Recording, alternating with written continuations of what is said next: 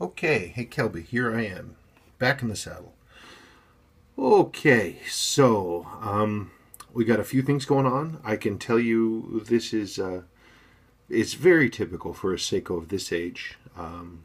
It has not been restored. Let's talk about the good things.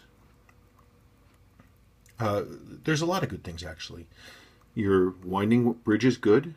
There's no brassing along the edge of the bridge here, which is typically where we see brassing if this starts really flopping and slopping around.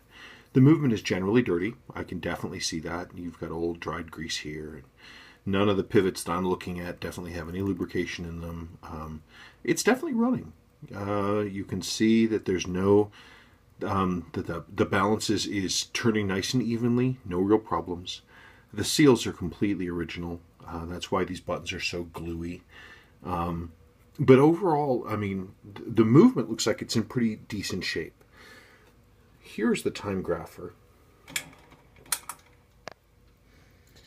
And you can see it's telling us a few things.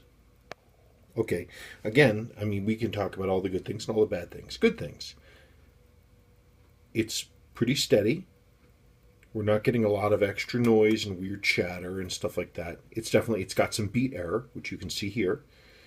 It's when the tick doesn't match the talk.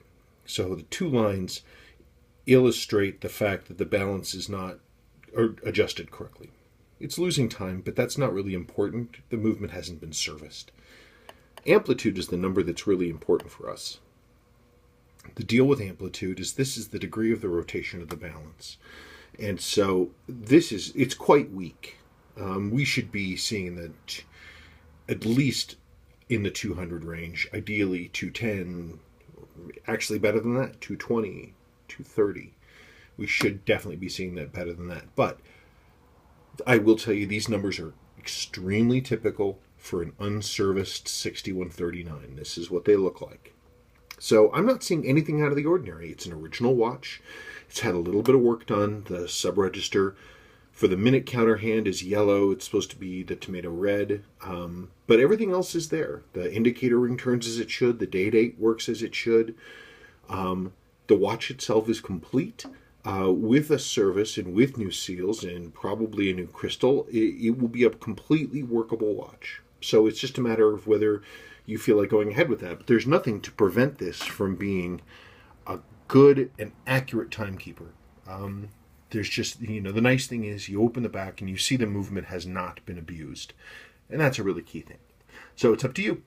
Anyway, that's your baby.